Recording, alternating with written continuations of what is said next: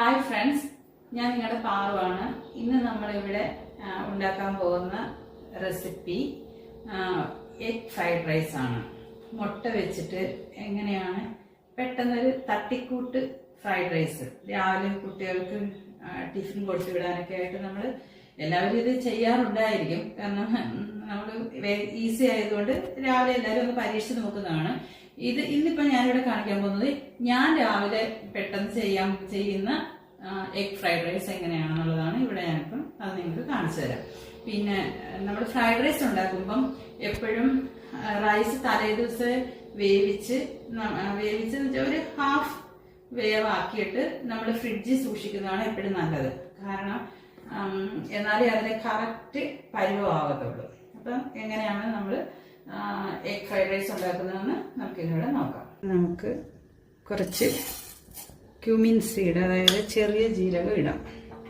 1 spoon ചെറിയ ജീരകം ഇട്ടിട്ടുണ്ട്.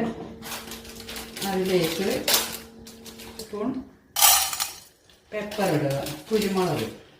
എന്നിട്ട് നമുക്ക് നമ്മുടെ കറിവേപ്പിലയായിട്ട് ഇങ്ങനെ ഇട്ട് കൊടുക്കാം. എന്നിട്ട് 1 മിനിറ്റ് നമുക്ക് നന്നാ ഇളക്കി കൊടുക്കാവേ. ഒന്ന് ചൂടാകാൻ വേണ്ടി. ഇത് ഒന്ന് ഫ്രൈ ആയി വന്നിട്ടുണ്ട്. എന്തിനാണെന്നറിയോ, ഇത് ചൂടാക്കി എടുക്കുവാണ്. നല്ല ചൂടാകണമെന്നേ ഉള്ളൂ. അന്നേരം ഈ കറിവേപ്പിലയും കൂടെ ഒന്ന് ചൂടായി നമുക്കൊരു പൊടിക്കാൻ പാകത്തിനാവണം, അത്രേ ഉള്ളൂ. ഇത് ഇനി ഒന്ന് പൊടിച്ച് മാറ്റി വെക്കാം. നമ്മൾ എഗ് ഫ്രൈഡ് റൈസിന് വേണ്ടി ഞാനിവിടെ 1 സവാള എടുത്ത് നീളത്തിൽ കട്ട് ചെയ്ത് വെച്ചിട്ടുണ്ട്. കുറച്ച് ബീൻസ്, ഒരു 6 ബീൻസ് എടുത്ത് കട്ട് ചെയ്ത് വെച്ചിട്ടുണ്ട്. പിന്നെ കുറച്ച് ഗ്രീൻ പീസ്, അത് വെള്ളത്തിയിട്ട് ഒന്ന് കുതിർത്തിട്ട് വെച്ചേക്കാം. ഒരുപാട് നേരമൊന്നും കുതിർത്തില്ല, ഒരു 2 മണിക്കൂർ വെള്ളത്തിയിട്ടേക്കുമായിരുന്നു. ഇട്ട് കുതിർത്ത് വെച്ചേക്കുവാണ്. പിന്നെ 1 ക്യാരറ്റ് നീളത്തി അരിഞ്ഞിട്ട് വെച്ചിട്ടുണ്ട്. പിന്നെ കുറച്ച് മല്ലിയില, പിന്നെ ഇഞ്ചിയും ഗാർലിക്, ഇഞ്ചിയും വെളുത്തുള്ളിയും കൂടെ ഒന്ന് ചോപ്പ് ചെയ്ത് വെച്ചിട്ടുണ്ട്. ഇത് ഇത്രയും ഇവിടെ എടുത്തിട്ടുണ്ട്. 3 മുട്ട എടുത്തിട്ടുണ്ട്. നാടൻ മുട്ട 3 എണ്ണം എടുത്തിട്ടുണ്ട്.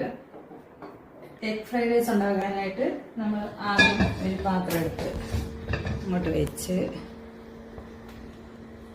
സ്റ്റവ് ഓണാക്കി ഇനി അതിലേക്ക് ഏതേലും ഒരു വെജിറ്റബിൾ ഓയിൽ, അതായത് കോക്കനട്ട് ഓയിൽ ആവരുത്, അല്ലാതെ നമ്മൾ സൺഫ്ലവർ ഓയിലോ ഇല്ലെങ്കിൽ ഒലിവ് ഓയിലോ ഏതാണെന്ന് വെച്ചാൽ നിങ്ങളുടെ ഇഷ്ടത്തിനനുസരിച്ച് ഒഴിക്കുക. അതിലേക്ക് സവാള ഇട്ട് കൊടുക്കാം.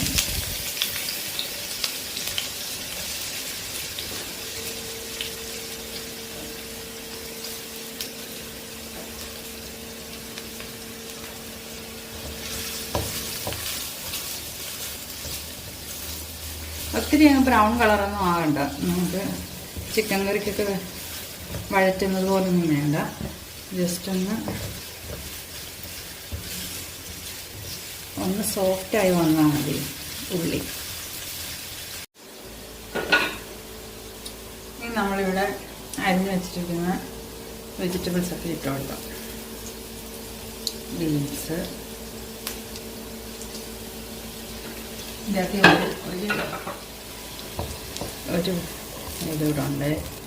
നമ്മളൊരു കാര്യം വിട്ടുപോയി, ഇഞ്ചി വെളുത്തുള്ളി പേസ്റ്റാണ് സവാള കഴിഞ്ഞിട്ടിടേണ്ടത്. പേസ്റ്റല്ല, സോപ്പ് ചെയ്തത് ഇട്ട് കൊടുക്കുക. ഇതൊന്ന് മൂത്ത് വരുമ്പോഴേ ബീൻസ് ഇടാവുള്ളൂ കേട്ടോ. അങ്ങനെ ചെയ്തിട്ട് പെട്ടെന്ന് മറന്നു പോയത്. അത് ചെയ്തിട്ട് വേണം നമ്മൾ വെജിറ്റബിൾസ് ഇട്ട് കൊടുക്കാൻ.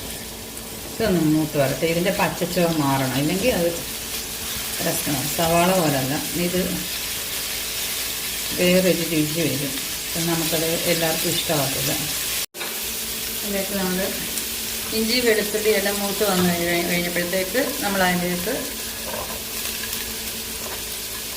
ഇനി വെജിറ്റബിൾസ് ഓരോന്നോരോന്നായിട്ട് ഇട്ട് കൊടുക്കുക.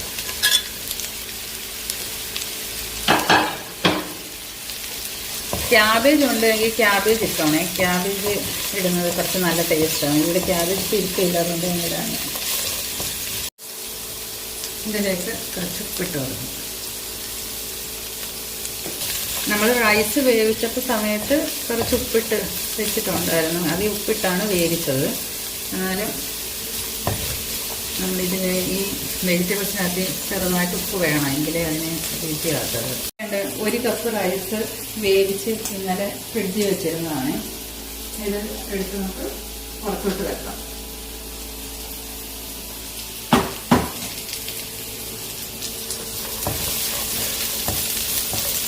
ഇനി നമുക്ക് ഇത് ഒരുവിധം നമുക്ക് വഴണ്ട് വന്നിട്ടുണ്ട്. വഴണ്ട് ചെറിയതായിട്ട് വന്നിട്ടുണ്ട്. ഇത് നമുക്ക് ഈ ട്രേയിലേക്ക് മാറ്റാം.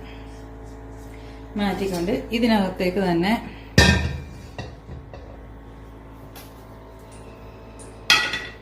ചെറുതായിട്ട് ഓയിൽ ഒഴിച്ചു കൊടുക്കാം. കൊടുത്ത് അതിൽ നമുക്ക് ക്യാഷ്നട്ടും റേസിൻസും അങ്ങ് ഫ്രൈ ചെയ്തെടുക്കാം. ഇത് ശരിക്കും പറഞ്ഞാൽ ഇത് വേണമെങ്കിൽ സ്കിപ്പ് ചെയ്യാവുന്നതേ ഉള്ളൂ. ശരിക്കും ഫ്രൈഡ് റൈസിനകത്ത് നമ്മുടെ നാട്ടിലാണ് ഈ ക്യാഷ്നട്ടും ഒക്കെ ഇടുന്നത്, യൂസ് ചെയ്യുന്നത്. നമ്മുടെ ഇവിടുത്തെ ബിരിയാണിയായിട്ട് സാമ്യമായിട്ടല്ലേ നമ്മൾ ചെയ്യുന്നത്. അതുകൊണ്ട് നമ്മൾ അല്ലാതെ ശരിക്കും ചൈനീസ് ഫ്രൈഡ് റൈസ് ഉണ്ടാക്കുന്ന സമയത്ത് നമ്മൾ ഇതൊന്നും ഉപയോഗിക്കാറില്ല. ഈ ക്യാഷ്നട്ടും റൈസിൻസും ഒന്നും ഉപയോഗിക്കത്തില്ല. നമ്മൾ സോസ് ഉപയോഗിച്ചാണ് ചെയ്യുന്നത്. അത് ഒരു ദിവസം സോസ് ഉപയോഗിച്ച് എങ്ങനെ ചൈനീസ് ഫ്രൈഡ് റൈസ് ഉണ്ടാക്കി കാണിക്കാതെ. ഇതിപ്പം നമ്മൾ മോക്കൊക്കെ ഇഷ്ടമായതുകൊണ്ട് ഇത് ജസ്റ്റ് നമ്മൾ ഒന്ന് ഫ്രൈ ചെയ്തെടുക്കുന്നതാണ്. നമുക്ക് ഈ ബൗളിലേക്ക് മാറ്റാം.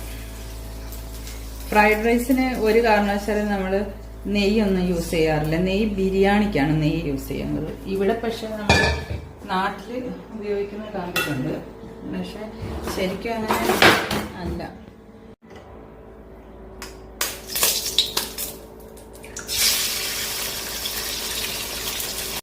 ഈ മുട്ടയിലേക്ക് ചെറുതായിട്ട് ഉപ്പിട്ട് കൊടുക്കുക. എന്നിട്ട് തീ കുറച്ച് പോട്ടെ. ഇതൊന്ന് വെന്ത് വരട്ടെ. ഇതിലേക്ക് നമ്മൾ എടുത്ത് വെച്ചേക്കുന്ന റൈസ് ഒന്ന് ഇട്ട് കൊടുക്കാം.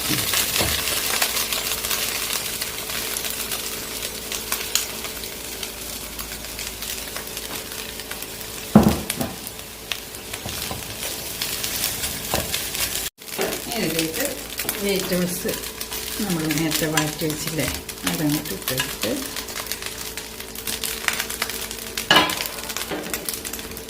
കാഷ്യൂ റൈസിൻസ് മല്ലിയില ഇട്ട് കൊടുക്കുക. നമ്മൾ നേരത്തെ പൊടിച്ചു വെച്ചിരുന്ന ഇതില്ലേ ചെറിയ ജീരകവും കുരുമുളകും കറിവേപ്പിലയും കൂടെ ഉള്ളത് നല്ല മണമാണ്. ഇത് നമ്മൾ വറുത്ത് പൊടിച്ച് കഴിഞ്ഞപ്പോഴത്തേക്ക് നല്ലൊരു ഫ്ലേവറാണ്.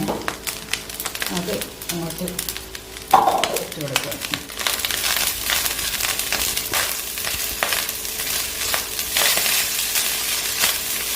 എല്ലാം കൂടെ നമ്മളൊന്ന് ഇളക്കി കൊടുക്കണം. ഇളക്കി നല്ല ഒരു ചൂടാവണം. ഇതെല്ലാം കൂടെ ഒന്ന് ചൂടായി വരണം. ഇത് നമുക്ക് സെർവ് ചെയ്യാനായിട്ട് മാറ്റാം.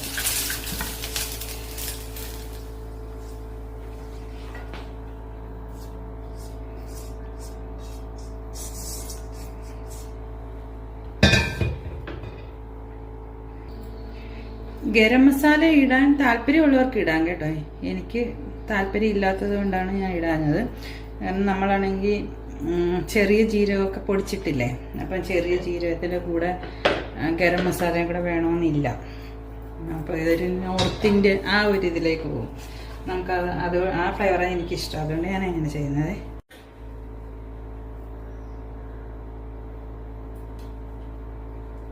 കുറച്ച് ചില്ലി മുകളിലേക്ക് അരിഞ്ഞത് ഇട്ട് കൊടുക്കാം.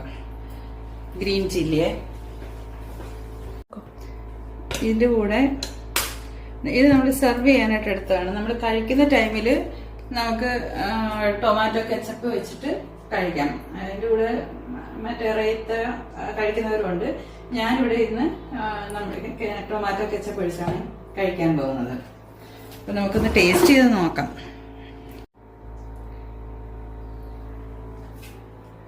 നമുക്കൊന്ന് കഴിച്ചു നോക്കാം. സൂപ്പറായിട്ടുണ്ട്, നല്ല രുചിയുണ്ട് കേട്ടോ. ശരിക്കും നിങ്ങൾ എല്ലാവരും ഇതൊന്ന് പരീക്ഷിച്ച് നോക്കണം. അതുപോലെ ഇപ്പൊ രാത്രിയിൽ നിങ്ങൾക്ക് കുറച്ച് റൈസ് ഉണ്ടാക്കി വെച്ച് കഴിഞ്ഞാൽ രാവിലെ പെട്ടെന്ന് ചെയ്യാൻ പറ്റുന്ന കാര്യമേ ഉള്ളൂ. ഈ ഗ്രീൻ ചില്ലിയൊക്കെ വേണമെങ്കിൽ സ്കിപ്പ് ചെയ്യാം. ആവശ്യം ഒരുപാട് എരിവ് കുഞ്ഞുങ്ങൾക്ക് പറ്റത്തില്ലല്ലോ. അപ്പൊ അത് സ്കിപ്പ് ചെയ്തിട്ട് ബാക്കിയെല്ലാം ആയിട്ട് ചെയ്യുമ്പോൾ അതിന് കുരുമുളകിന്റെ എരിവേ ഉള്ളൂ. നമ്മൾ മുളക് പൊടി അങ്ങനത്തെ സാധനങ്ങളൊന്നും യൂസ് ചെയ്തിട്ടില്ല.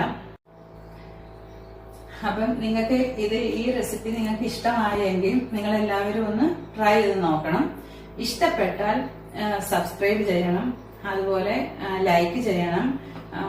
നിങ്ങൾക്ക് നിങ്ങളുടേതായ എന്തെങ്കിലും നിർദ്ദേശങ്ങളോ കാര്യങ്ങളോ അതെല്ലാം ഇഷ്ടപ്പെട്ടില്ല എങ്കിൽ കമന്റിൽ ഒന്ന് രേഖപ്പെടുത്തിയേക്കണം.